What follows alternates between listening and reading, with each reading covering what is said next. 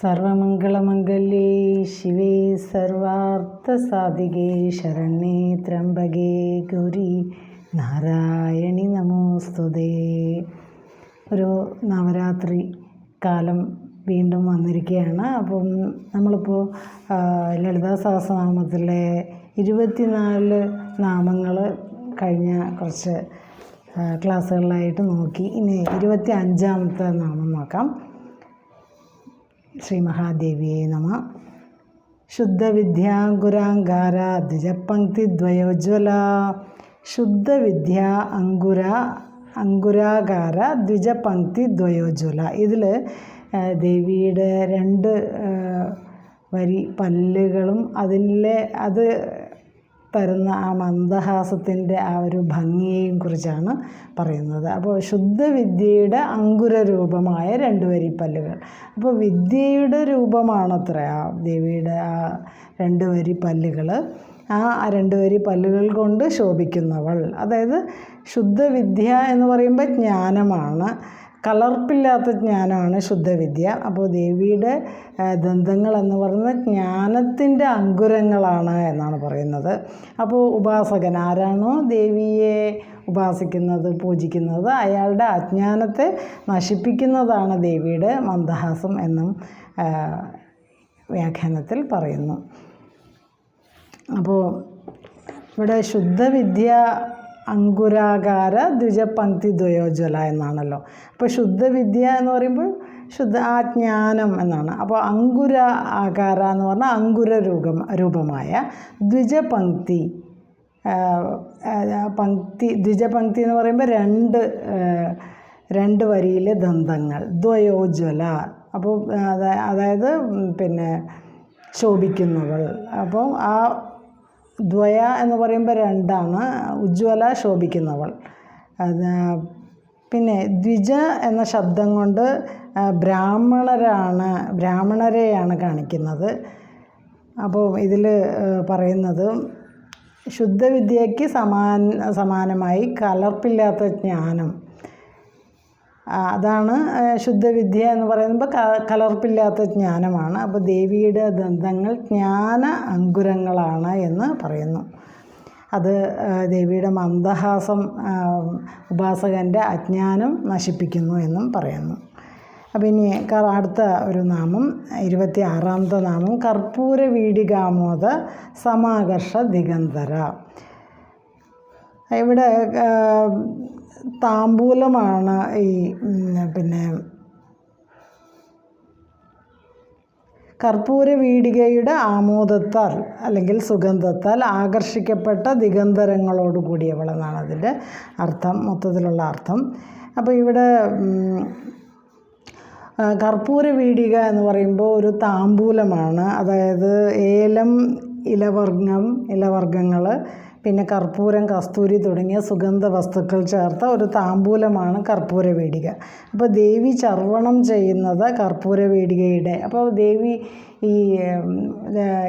ഈ താമ്പൂലം ചർവണം ചെയ്യുമ്പോൾ ആ കർപ്പൂര വീടികയുടെ സുഗന്ധം കൊണ്ട്, പരിമളം കൊണ്ട് ഈ ദിഗ്ദേവതകൾ ആകൃഷ്ടരായി തീരുന്നു എന്നും ആ ദിഗ്ദേവതകൾ ദേവിയുടെ ഉച്ഛിഷ്ടം കിട്ടാൻ വേണ്ടി ആകാംക്ഷയോടെ ചുറ്റും നിൽക്കുന്നു എന്നാണ് ഇതിൻ്റെ ഒരു സൂചന.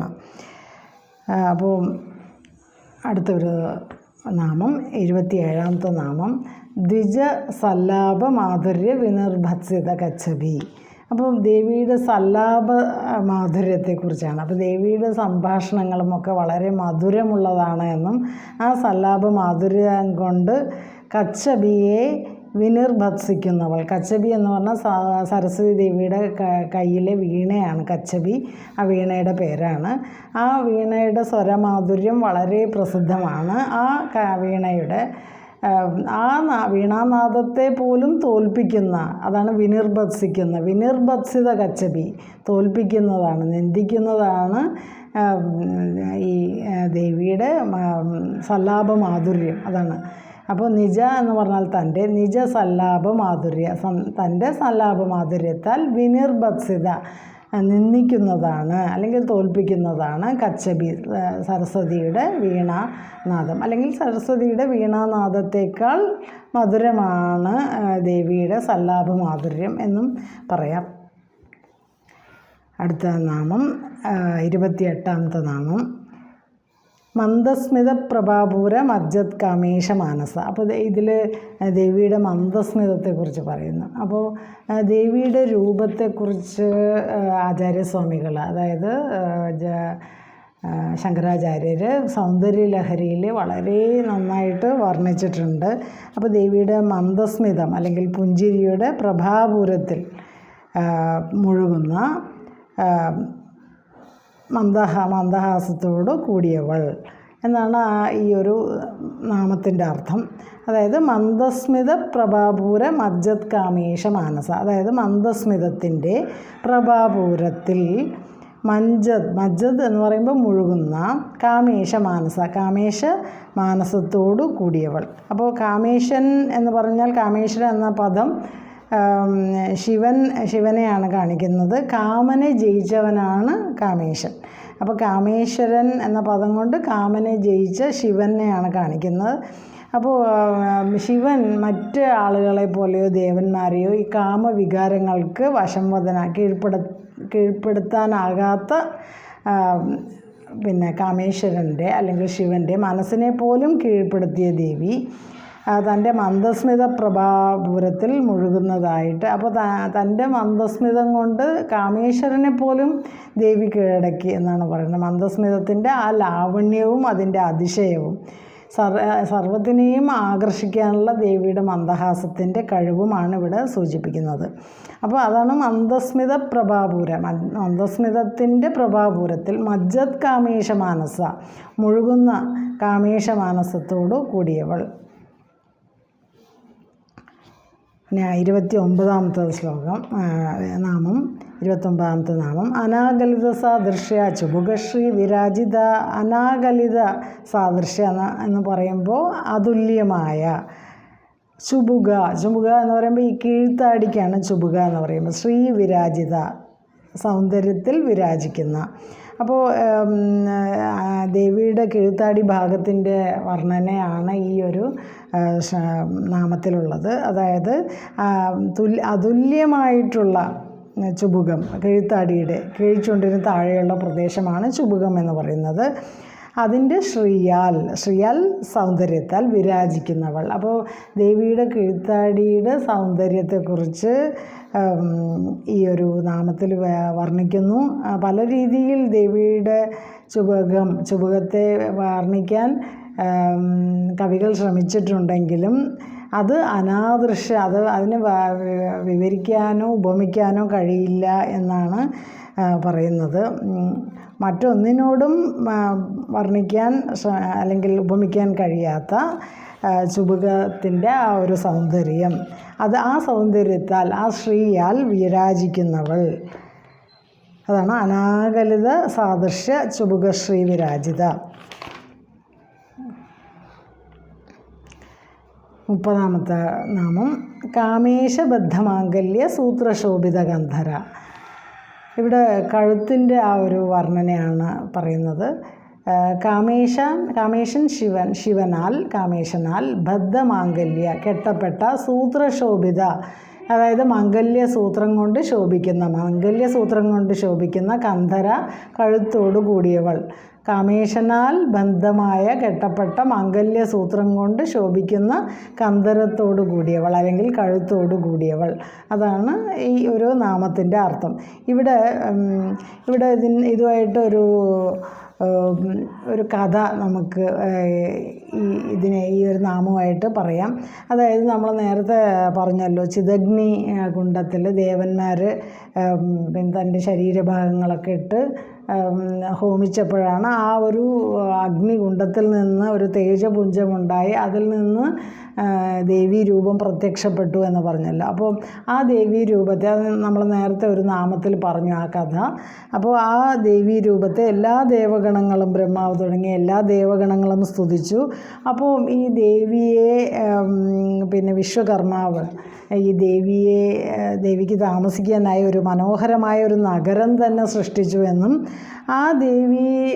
ദേവിക്ക് ആ നഗരത്തിൽ താമസിക്കാൻ ഒരു പുരുഷൻ, പൂർണ്ണതയുള്ള ഒരു പുരുഷനെ ആവശ്യമാണ് എന്ന് ബ്രഹ്മാവ് വിചാരിക്കുകയും യോഗ്യനായ പുരുഷൻ ശിവൻ മാത്രമാണ് എന്ന് മനസ്സിലാക്കുകയും ദേവിയോട് ശിവനെ വരിക്കാൻ വേണ്ടി പറഞ്ഞു. അപ്പോൾ ദേവി ബ്രഹ്മാവിൻ്റെ അപേക്ഷ പ്രകാരം തൻ്റെ കയ്യിലുള്ള പൂമാല ആകാശത്തേക്ക് വലിച്ചെറിയുകയും ആ ഒരു മാല കാമേശൻ്റെ കഴുത്തിൽ പതിച്ചു എന്നും ആ വിവാഹ സമയത്ത് ദേവിയുടെ കഴുത്തിൽ കാമേശൻ, അതായത് ശങ്കരൻ ബന്ധിച്ച മാലയാണ് സൂത്രശോഭിത ഗന്ധര. അങ്ങനെയുള്ള ആ മാംഗല്യസൂത്രം കൊണ്ട് ബന്ധിക്കപ്പെട്ട കഴുത്തോടു കൂടിയ ദേവി എന്നാണ്. അപ്പോൾ ആ ഒരു കഥയുമായിട്ട് കണക്ട് ചെയ്തിട്ടാണ് ഈ ഒരു നാമം വരുന്നത്.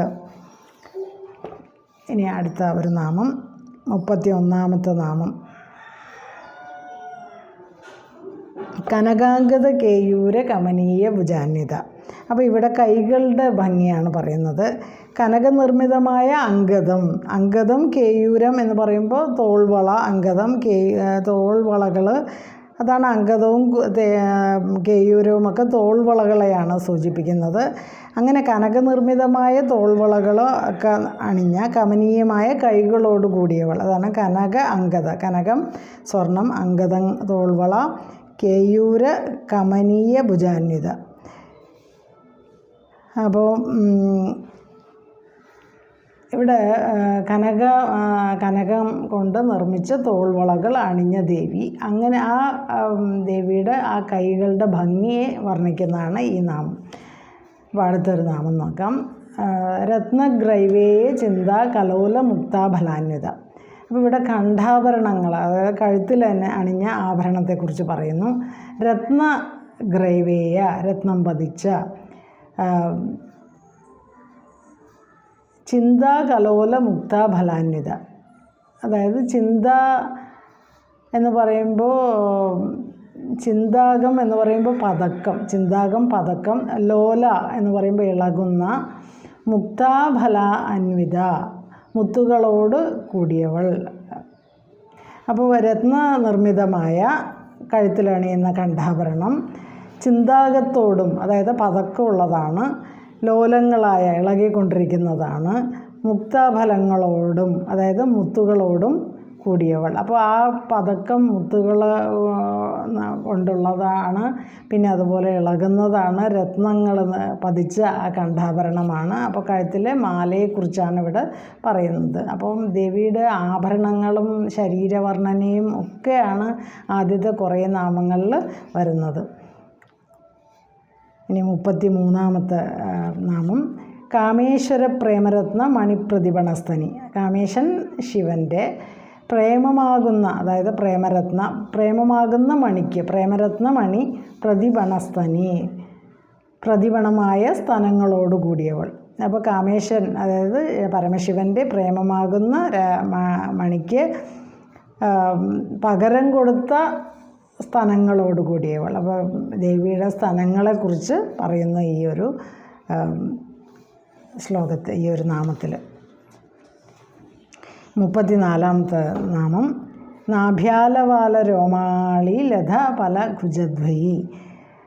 നാഭി എന്ന് പറയുമ്പോൾ പൊക്കിൾക്കുഴി ആകുന്ന, ആലവാലത്തിൽ എന്ന് വെച്ചാൽ തടാകം, നാഭ്യാലവാല അതായത് നാഭി പൊക്കിൾക്കുഴി ആകുന്ന ആലവാലത്തിൽ, തടത്തിൽ നിന്നുണ്ടായ രോമാലീലാധ ഫല കുജദ്വയി. അതിൽ നിന്നുണ്ടായ രോമങ്ങളാകുന്ന ആ ലതയുടെ ഫലങ്ങൾ, ആ ലത, ആ ഒരു ഭംഗിയാണ് അവിടെ പറയുന്നത്. നാഭി ആകുന്ന ആ ഒരു തടത്തിൽ നിന്ന് വരുന്ന രോമങ്ങളിൽ നിന്ന് ഉണ്ടായ ഫലങ്ങളാണ് കുജദ്വയങ്ങൾ എന്ന് പറയുന്നു. അപ്പോൾ ദേവിയുടെ സ്തനങ്ങൾ പൊക്കിളാകുന്ന തടത്തിൽ മുളച്ച് വളർന്ന രോമങ്ങളാകുന്ന വള്ളിയിലുണ്ടായ ഫലങ്ങളാണെന്ന് ഒരു കാവ്യ രൂപത്തിൽ പറയുന്നു ഇവിടെ.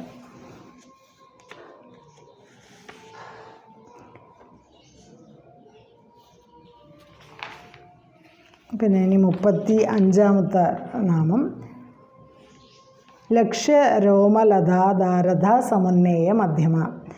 അതായത് മധ്യപ്രദേശം, ഇടുങ്ങിയ അരക്കെട്ടാണ്. അപ്പോൾ ദേവിയുടെ ആ ശരീരത്തിൻ്റെ ഒരു സൗന്ദര്യം എന്ന് പറയുന്നത് ഇടുങ്ങിയ അരക്കെട്ടോട് കൂടിയ ആ ഒരു സുന്ദരമായ ഒരു രൂപം. അപ്പോൾ ലക്ഷ്യ എന്ന് പറയുമ്പോൾ കാണത്തക്കതായ, പിന്നെ രോമലതയുടെ ധാരത ആധാരത്വം കൊണ്ട് സമുന്നേയ മധ്യമ മധ്യപ്രദേശത്തോടു കൂടിയവൾ. അപ്പോൾ ഒരു ശരീരത്തിൻ്റെ മധ്യഭാഗം. അപ്പോൾ ഭാരതീയ സൗന്ദര്യ സങ്കല്പത്തിൽ ഇടുങ്ങിയ ഒരു അരക്കെട്ടാണ് സുന്ദരിമാരുടെ ലക്ഷണം.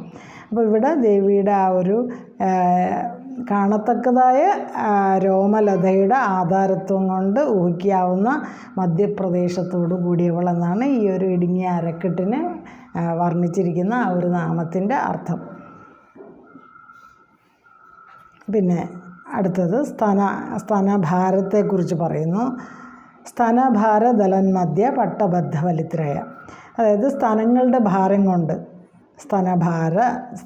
സ്തനഭാരത്താൽ ധല എന്ന് പറയുമ്പോൾ ധലത്തായ മുറിഞ്ഞു പോകുന്ന മധ്യപട്ടബദ്ധവലിത്രയ, മധ്യഭാഗത്തിന് പട്ടബദ്ധമായ കനകപ്പട്ടകളെന്ന് സംശയിക്കുന്ന 3 ഞൊറികളോട് കൂടിയ ആ ഒരു പിന്നെ ഭാഗം അതാണ് പറയുന്നത്. അപ്പം ദേവിയുടെ ഉദരഭാഗത്തുള്ള 3 ഞൊറികളെയാണ് ഇവിടെ പറയുന്നത്. അപ്പോൾ ഇത്രയേ ഉള്ളൂ ദേവിയുടെ സൗന്ദര്യം, അതിനെ വർണ്ണിക്കുന്ന ആ ശരീര സൗന്ദര്യം അത്രയും മനോഹരമായ രൂപത്തോടു കൂടിയ ദേവി എന്നാണ് പറയുന്നതിൻ്റെ അർത്ഥം. പിന്നെ അരുണാരുണ കൗസുംഭ വസ്ത്രഭാസ്വത്കടീതടി. അടുത്ത നാമം 37-ാമത്തെ നാമം അരുണാരുണ കൗസുംഭ വസ്ത്രഭാസ്വത്കടീതടി. അതായത് അരുണാരുണം സൂര്യനെ പോലെ ചുവപ്പ് നിറമുള്ള, കൗസുംഭ വസ്ത്ര അതായത് പട്ടുവസ്ത്രം ധരിച്ച, ഭാസ്വത് പ്രകാശിക്കുന്ന, കടീതടി മധ്യപ്രദേശത്തോടു കൂടിയവൾ. അപ്പോൾ ഇനി അത് അണിഞ്ഞിരിക്കുന്ന പട്ടുവസ്ത്രത്തിൻ്റെ ശോഭ, അത് ചുവന്ന പട്ടാണ് ദേവിയുടെ സൗന്ദര്യം പറയുമ്പോൾ അതിൽ എടുത്തു പറയുന്നത്. അപ്പോൾ അരുണാരുണ വർണ്ണമായ, അതായത് സൂര്യനെ പോലുള്ള, സൂര്യൻ്റെ പ്രകാശം എന്ന് പറയുന്നത് ചുവപ്പ്, പ്രഭാത സൂര്യൻ ചുവപ്പ് നിറമാണല്ലോ. ആ കൗസുംഭ വസ്ത്രം കൊണ്ട്, ആ നിറത്തിലുള്ള പട്ടുവസ്ത്രം കൊണ്ട് ഭാസ്വത്തായ പ്രകാശിക്കുന്ന, കടീതടി അതായത് മധ്യപ്രദേശത്തോടു കൂടിയവൾ. അപ്പോൾ അണിഞ്ഞിരിക്കുന്ന പട്ടുവസ്ത്രം പ്രഭാത സൂര്യനെ പോലെ ചുവന്ന പട്ടുവസ്ത്രമാണ് ധരിച്ചിരിക്കുന്നവൾ. അത് ധരിച്ച ആ പ്രകാശമുള്ള പട്ടുവസ്ത്രത്തോട് കൂടിയവൾ, ആ രീതിയിലുള്ള മധ്യപ്രദേശത്തോടു കൂടിയവൾ. ആ ദേവിയുടെ ശരീരത്തിൻ്റെ മധ്യഭാഗത്താണ് ഈ പട്ടുവസ്ത്രം ധരിച്ചിരിക്കുന്നത്. അതാണ് പറയുന്നത്. അത്യന്തം അരുണവർണ്ണമായ പട്ടുവസ്ത്രം ധരിച്ചവൾ എന്ന ഒരു ചെറിയ ഒരു സിമ്പിളായിട്ട് അതിൻ്റെ അർത്ഥം പറയാം. ഇനി 38-ാമത്തെ നാമം രത്നകിങ്കിണികാരമ്യ രശനാധാമഭൂഷിത. അതായത് രത്നകിങ്കിണികൾ, ചെറു കിങ്ങിണികൾ, രമ്യ മനോഹരമായ, രശനാഥ അതിൻ്റെ ശബ്ദത്താൽ അലങ്കരിക്കപ്പെട്ടവൾ, ഭൂഷിത അലങ്കരിക്കപ്പെട്ടവൾ. അപ്പോൾ രത്നകിങ്കിണികൾ ചേർത്തിട്ടുള്ള മനോഹരമായ അരഞ്ഞാൺ ചരടിനാൽ ഭൂഷിതയായവൾ. അപ്പോൾ അരഞ്ഞാണിൻ്റെ ആ ഒരു ഭംഗി പറയുന്നു. ആ അരഞ്ഞാണിൽ രത്നമണികളാണുള്ളത് എന്നും അതിൻ്റെ ഒരു അലങ്കാരത്തെക്കുറിച്ച് പറയുന്നു. അരഞ്ഞാണിലും മറ്റും തൂക്കിയിടുന്ന ചെറുമണികളിനെയാണ് കിങ്കിണികൾ എന്ന് പറയുക. അത് കിലുങ്ങാൻ വേണ്ടിയിട്ട് അതിനുള്ളിൽ ചെറിയ തരികളുണ്ടായിരിക്കും. ആ തരികൾ രത്നങ്ങൾ കൊണ്ടാണുള്ള തരികളാണ് ഈ കിങ്കിണികളുടെ അകത്ത് ഉള്ളത്. അതിനാൽ ആ ശബ്ദത്താൽ, ആ കിങ്കിണി ശബ്ദത്താൽ അലങ്കരിക്കപ്പെട്ടവൾ. അതാണ് അടുത്ത അരഞ്ഞാണിൻ്റെ ആ കിങ്കിണി ശബ്ദത്തെയാണ് ഈ ഒരു 38-ാമത്തെ നാമം കാണിക്കുന്നത്. ഇനി 39-ാമത്തെ നാമം കാമേശജ്ഞാത സൗഭാഗ്യ മാർദ്ദവോരുദ്വയാന്വിത. കാമേശ ശിവനാൽ മാത്രം, അജ്ഞാത അറിയപ്പെട്ട, സൗഭാഗ്യ സൗഭാഗ്യമാർദ്ദവ, സൗഭാഗ്യവും മാർദ്ദവവുമുള്ള, ഊരുദ്വയ എന്ന് പറയുമ്പോൾ തുടകൾ, ദ്വയ എന്ന് പറയുമ്പോൾ 2, ഊരുക്കൾ തുടകൾ, അന്വിത കൂടിയവൾ. അപ്പോൾ കാമേശനാൽ മാത്രം അറിയപ്പെട്ട ജ്ഞാതം അറിയപ്പെട്ട സൗഭാഗ്യവും മാർദ്ദവവുമുള്ള 2 തുടകളോട് കൂടിയവൾ എന്ന് പറയുമ്പോൾ പിന്നെ അത് കാമേശന് മാത്രം അറിയുന്ന ലാവണ്യവും മൃദുത്വവുമുള്ള 2 തുടകൾ ആണ് ദേവിക്കുള്ളത് എന്ന് പറയുമ്പോൾ ആ ദേവിയുടെ പതിവ്രത നിഷ്ഠ ആണ് അതിലവിടെ കാണിക്കുന്നത്. പാതിവ്രത്യ നിഷ്ഠയാണ് അവിടെ സൂചിപ്പിക്കുന്നത്. അപ്പോൾ കാമേശനാൽ മാത്രം, ശിവനാൽ മാത്രം അറിയപ്പെട്ട ശരീരഭംഗിയോട് കൂടിയവൾ എന്നാണ്. അപ്പോൾ 40ാമത്തെ ശ്ലോകം, മാണിക്യമകുടാകാര ജാനുദ്വയവിരാജിത. ഇവിടെ മാണിക്യത്തിൻ്റെ ആ ഒരു മകുടം, കിരീടത്തിൻ്റെ ഭംഗിയെ പറയുന്നു. മാണിക്യമകുടാകാര, മാണിക്യം കൊണ്ട് നിർമ്മിച്ച മകുടം, കിരീടത്തിൻ്റെ ആകാരമുള്ള, ജാനുദ്വയത്താൽ കാൽമുട്ടുകളുടെ ഭംഗി വർണ്ണിക്കുന്നു. ജാനു കാൽമുട്ട്, ദ്വയ 2 2 കാൽമുട്ടുകളാൽ വിരാജിക്കുന്നവൾ, വിരാജിത. അപ്പോൾ എന്താണ്? മാണിക്യം കൊണ്ട് നിർമ്മിച്ച കിരീടത്തിൻ്റെ ആകാരമുള്ള. അപ്പോൾ കാൽമുട്ടുകൾക്ക് കിരീടത്തിൻ്റെ ആകാരമാണുള്ളത്. അല്ലെങ്കിൽ ആ 2 കാൽമുട്ടുകളോട് കൂടിയവൾ, അല്ലെങ്കിൽ ആ കാൽമുട്ടുകളാൽ വിരാജിക്കുന്നവൾ എന്നാണ് അർത്ഥം. ഈ ഒരു നാമം കാൽമുട്ടുകളുടെ ശോഭയെയും അതിൻ്റെ ദാർഢ്യത്തെയും അതിൻ്റെ ദൃഢതയെയും കുറിക്കുന്നു. ആ ഒരു നാമമാണിത്. ഇനി അടുത്തത് 41ാമത്തെ നാമം, ഇന്ദ്രഗോപപരിക്ഷിപ്ത സ്മരതൂണാ ഭജംഗിക. അപ്പോൾ ഇവിടെ വിശ്വത്തെ ആകർഷിക്കുന്ന മുഴങ്കാലുകളാണ് ദേവിക്കുള്ളത് എന്ന് പറയുന്നു. അതായത് ചുവപ്പ് ഇന്ദ്രഗോപ, ചുവപ്പ് കൃമി പോലെ, പരിക്ഷിപ്ത പതിച്ച, സ്മരതൂണ ഭജംഗിക, സ്മരൻ്റെ തൂണികയെ പോലെ ഉള്ള, അതിൻ്റെ ശോഭയെ പോലെ ഉള്ള ജഘങ്ങളോടുകൂടിയ. അപ്പോൾ അതായത് ഇന്ദ്രഗോപങ്ങൾ പതിച്ചിട്ടുള്ള സ്മരൻ്റെ തൂണികയെ പോലെ പ്രകാശിക്കുന്ന ജംഘങ്ങളോട് കൂടിയവൾ. ജംഘങ്ങൾ മുഴങ്കാലാണ്. അപ്പോൾ ഇനി ഇന്ദ്രഗോപം എന്നത് ഒരുതരം ചുവപ്പ് നിറത്തിൽ മഴക്കാലത്ത് കാണപ്പെടുന്ന ഒരു കൃമിയാണ്. ആ കൃമിയുടെ ആ ചുവന്ന നിറത്തെയാണ് കാണിക്കുന്നത്. കാലിൻ്റെ ആ ഒരു മുഴങ്കാലിൻ്റെ ഒരു നിറം, ആ ഒരു നിറത്തെ കാണിക്കുന്നു. അത് സ്മരൻ്റെ തൂണി എന്നതുകൊണ്ട് വിശുദ്ധയാകെ ആകർഷിക്കുന്ന സൗന്ദര്യം ദേവിയുടെ മുഴങ്കാലുകൾക്കുണ്ട് എന്ന്. അപ്പോൾ കാലുകളുടെ ഭംഗിയും പറഞ്ഞു. അപ്പോൾ ദേവിയുടെ ആ ഒരു ശരീരത്തിൻ്റെ എന്താ പറയുക, ഓരോ അംഗപ്രത്യംഗങ്ങളുടെ വർണ്ണനയാണ് ഓരോ നാമത്തിലും ഇപ്പോൾ പറഞ്ഞുകൊണ്ടിരിക്കുന്നത്. അപ്പോൾ ഇന്ന് ഇത്രയും ഭാഗങ്ങൾ ദേവിക്ക് സമർപ്പിക്കുന്നു, ഗുരുവായൂരപ്പന് സമർപ്പിക്കുന്നു. ഹരേ കൃഷ്ണ ഗുരുവായൂരപ്പ, മഹാദേവിയെ നമഃ. അപ്പോൾ ഒരു നല്ല ഒരു നവരാത്രിക്കാലം ആശംസിക്കുന്നു. ഹരേ കൃഷ്ണ. സർവം ശ്രീകൃഷ്ണാർപ്പണമസ്തു.